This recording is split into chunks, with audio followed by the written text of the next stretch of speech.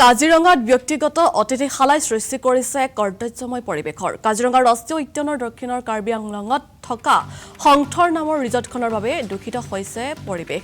বন্যপ্ৰাণীৰ প্ৰতিও ভাবুকি কঢ়িয়াই আনিছে ৰিজৰ্টখনৰ পেলনীয়া আৱৰ্জনাই। ৰিজৰ্টখনৰ আৱৰ্জনা নিষ্কাশনৰ ব্যৱস্থা আছে যদিও সম্প্ৰতি বিকল হৈ আছে।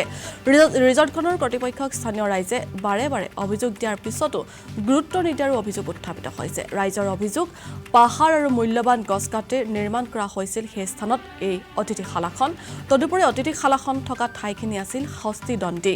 ইয়াৰ পাছত আৱৰ্জনা আৰু নিগত অতিৰিক্ত পানীৰ বাবে কৃষকৰ লগতে স্থানীয় ৰাইজ হাৰাশাস্তিৰো সন্মুখীন হৈছে। প্ৰশাসনক এই ক্ষেত্ৰত যাৱতীয় ব্যৱস্থা গ্ৰহণ কৰাৰ বাবে আহ্বান জনাইছে স্থানীয় লোকে।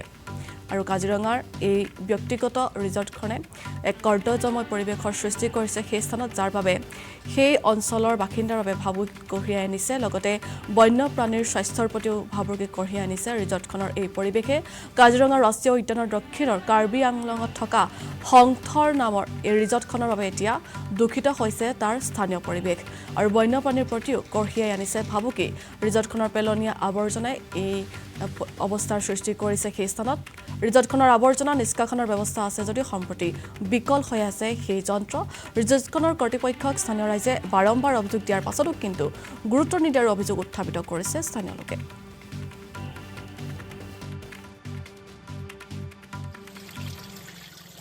কাজিৰঙাত দেখিবলৈ পাইছোঁ কিছুমান অতিথিশালাই কাজিৰঙাৰ যিটো পৰিৱেশ, সেই পৰিৱেশক নমনা হৈ পৰিছে। সম্পূৰ্ণভাৱে পৰিৱেশ বিনষ্ট কৰাত উঠি পৰি লাগিছে। একাংশ কাজিৰঙাত বাহিৰৰ লোকে আহি পেলাই যি ৰিজৰ্ট ইয়াত বনায়, কাজিৰঙাত অকল ধন ঘটাৰহে প্ৰচেষ্টা হাতত লৈ আছে আৰু তাৰ বাহিৰে কিন্তু একো কৰা দেখা পোৱা নাই।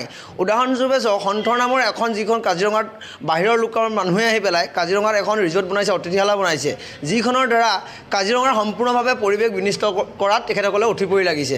আপুনি যদি চায় যে কাজিৰঙাত যিসকল কৃষক আছে, সেই কৃষকসকলৰ পথাৰবিলাক সম্পূৰ্ণভাৱে বিনষ্ট কৰি পেলাইছে। কাজিৰঙাৰ যিবিলাক খেতি মাটি পথাৰ আছে, সেই খেতি মাটি পথাৰবিলাকত তেখেতসকলৰ হোটেলৰ পৰা, অতিথিশালাৰ পৰা যিবিলাক বেয়া আৱৰ্জনা, প্লাষ্টিকৰ পৰা ধৰি বিভিন্ন সামগ্ৰীবিলাক সেইবিলাক আপোনালোকে পথাৰত তেখেতসকলে পেলাবলৈ লৈছে। আৰু যি কাৰণতে আমাৰ কাজিৰঙাৰ যি খাটি খোৱা অসমীয়া লোক আছে বা খাটি খোৱা কাজিৰঙাৰ যিসকল লোক আছে খেতি কৰি খায়, তেখেতসকলে কিন্তু আজিৰ তাৰিখত সেই মাটিডৰাত খেতি কৰিব নোৱাৰা এটা ব্যৱস্থা হৈ পৰিছে। গতিকে অতি দুখজনক বিষয় হৈ পৰিছে কাজিৰঙাৰ বিষয়ৰ কাৰণে, যাতে বাহিৰৰ লোকে আহি পেলাই অতিথিশালা কৰি নিজৰ অকল পকেটটো গৰম কৰাৰ বাহিৰে তেখেতসকলে কিন্তু আমাৰ কাজিৰঙাৰ বাসিন্দাৰ যিসকলে খেতি কৰে তেখেতসকলৰ কথা কিন্তু অকণমানো তিলমাত্ৰাও তেখেতসকলে ভবা নাই। গতিকে আমি এই ক্ষেত্ৰত আমি বোকাখাট প্ৰশাসনক আমি দাবী জনাম বা অসম চৰকাৰলৈ আমি অনুৰোধ কৰিছোঁ যে এই যিবিলাক অতিথিশালাই সম্পূৰ্ণভাৱে আজিৰ তাৰিখত পৰিৱেশ বিনষ্ট কৰি গৈ আছে, সেইবিলাক যাতে অতি সোনকালে বন্ধ হ'ব লাগে, তাৰ ওপৰত কিন্তু চৰকাৰে গুৰুত্ব আৰোপ কৰিব লাগে।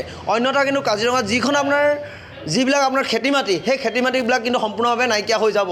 ই একদম চিৰন্ত ধ্ৰুৱ সত্য কথা। গতিকে অতি সোনকালে আমাৰ স্থানীয় গাঁৱৰ কাজিৰঙা লোকে কোনো এটা হাতত পদক্ষেপ নোলোৱাৰ আগত, প্ৰতিবাদৰ পদক্ষেপ নোলোৱাৰ আগত অতি সোনকালে অসম চৰকাৰে ইয়াৰ ওপৰত এটা বিহিত ব্যৱস্থা গ্ৰহণ কৰিবৰ বাবে আমি কাজিৰঙাবাসী হিচাপে দাবী জনাইছোঁ। হয়, চাওক, আমি পূৰ্বতে অসম চৰকাৰক আপোনালোকৰ মাধ্যমেৰে আমি